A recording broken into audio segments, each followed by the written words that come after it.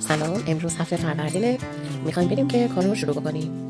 مراجعه کننده عزیزمون قراره که ساعت 9 تشریف بیارن سالن برای اینکه کار پروتئین تراپی و احیای موهاشون رو انجام بدیم. خب به نظر شما واقعا تو این هوا بهتر نیست آدم خونه بمونه و استراحت بکنه؟ نه، چون مراجعه کننده ما منتظره که هم تراپی کنیم و اینکه بالاخره رسیدیم به سالن و رفتیم تا ببینیم مراجعه کننده عزیزمون از ما چه انتظاراتی داره. خب حالا می‌بینیم که شروع بکنیم کارو. یه بسم الله میگیم و وارد سالن میشیم. بریم رسیدیم و بالاخره باید کار رو شروع کردیم. خب مراجعه کننده عزیزمون اومده بودن برای کار درمانشون. این هم عکس موهاشون قبل از اینکه ما کار پروتئین تراپی رو انجام بدیم. اول کوتاه کردیم موهاشون رو، بعد اومدیم مشاط محلی موهاشون رو شستیم و فرض موهاشون باز بشه.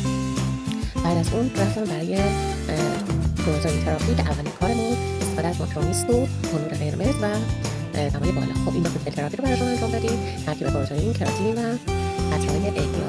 موهاشون رو بعد از اینکه از ماکرونیست خارج کردیم شروع کردیم به موادگذاری و لایه موهاشون رو موادگذاری کردیم. تنابکشی انجام دادیم موهاشون و بعد از تنابکشی رفتم برای دستگاه کلامازون که دستگاه کلامازون هم باعث میشه که دست مواد بیشتر بشه، خشک شدن مو بدون آسیب و به صورت کاملا یکخوانا و یکنواخت از مزایای دستگاه کلامازونی که ما تو سالن بهش استفاده می‌کنیم. همینطور وزن مواد بالاتر می‌بره. بعد از خشک شدن براشینگ و تنابکشی انجام شد و بعد موها رو شستیم، ماسک تصفیه کردیم و این هم آخر کار بدون هیچ قطره شاین یا اسپری شاین این حالت ابریشمی موهای کلاینت عزیزمون. و بالاخره اینم کار امروز روز تعطیل و برگشتیم به خونه. امیدوارم سال خوبی برای همه ما پیش رو باشه.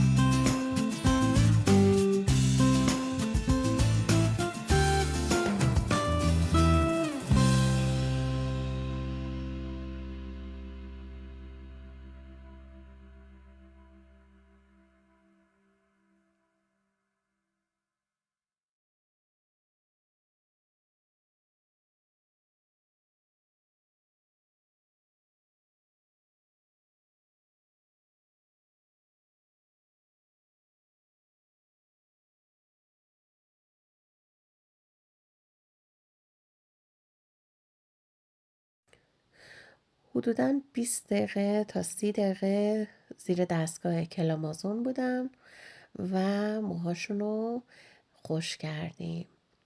برای اینکه جذب موادم بیشتر بشه از حالت چرخشی کلامازونم استفاده کردیم و بعد از اون شروع کردیم کارای درمانی موهاشون رو که به انتها برسونیم.